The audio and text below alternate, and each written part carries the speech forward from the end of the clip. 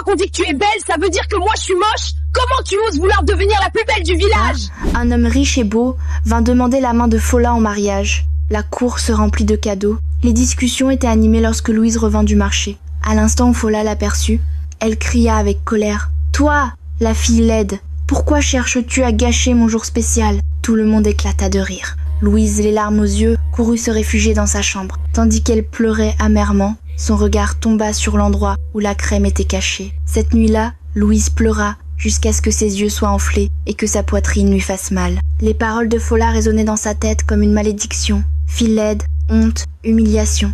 Elle se sentait petite, brisée, fatiguée de faire semblant d'être forte. Allongée sur son lit, son regard se posa lentement sur le toit de sa chambre, à l'endroit précis où elle avait caché l'étrange crème donnée par la vieille femme. Son cœur se mit à battre plus vite. Les mains tremblantes, Louise sortit la petite feuille contenant la crème. Elle la fixa longuement. La peur et l'espoir se livraient un combat à l'intérieur d'elle. Finalement, elle murmura une courte prière, puis appliqua doucement un peu de crème sur son visage marqué. Aussitôt, elle ressentit une chaleur étrange, pas douloureuse, mais apaisante. Une confiance silencieuse envahit sa poitrine. Avant même qu'elle ne puisse réfléchir davantage, le sommeil l'emporta. Le lendemain matin, Louise se réveilla tôt, comme à son habitude, et se rendit dans la forêt pour ramasser du bois de chauffage. En empruntant le sentier du village, elle sentit que quelque chose avait changé. Les hommes interrompaient leurs activités pour la regarder. Certains souriaient, d'autres murmuraient entre eux. Louise se sentit mal à l'aise. Elle toucha son visage, pensant qu'il y avait peut-être un problème. Pendant des années, personne ne l'avait remarqué. Maintenant, tous les regards semblaient posés uniquement sur elle. Confuse et effrayée, elle faillit faire demi-tour, mais elle se rappela ce qui se passerait si elle rentrait à la maison sans bois. Elle continua donc son chemin. Alors qu'elle essayait de soulever un lourd fagot, un homme grand et séduisant apparut soudain. « Laissez-moi vous aider », dit-il avec gentillesse. Louise se figea. Personne ne lui avait jamais parlé ainsi auparavant. « Vous me parlez à moi ?» demanda-t-elle.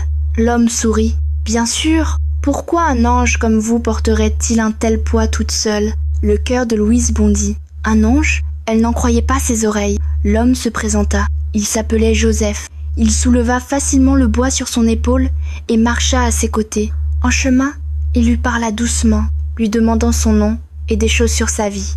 Louise répondit timidement, se demandant toujours si tout cela était réel. Lorsqu'ils arrivèrent dans la cour de la maison, Fola était assise dehors. Elle observa, choquée, Joseph déposer le bois, remercier Louise, puis déposer un doux bisou sur son front avant de partir.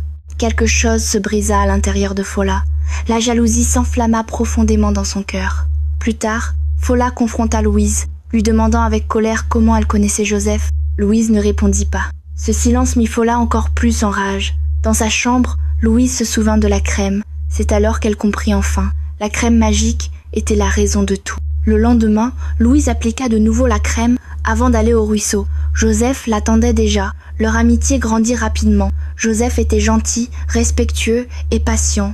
Mais Louise avait peur. Elle se demandait s'il aimait vraiment la personne qu'elle était ou seulement la beauté que la crème lui offrait. Pendant ce temps, la jalousie de Fola se transforma en haine. Elle ne comprenait pas comment un homme pouvait choisir Louise plutôt qu'elle. Un matin, Fola se cacha près de la fenêtre de Louise et la vit appliquer la crème. Lorsque Louise partit, Fola se glissa dans sa chambre et la vola. Sans réfléchir, elle s'en mit sur le visage. Soudain, son visage se mit à brûler. La douleur était insupportable. Elle cria et courut se laver le visage, mais il était déjà trop tard. La crème détruisit la peau de Fola, la laissant brûler et profondément abîmée.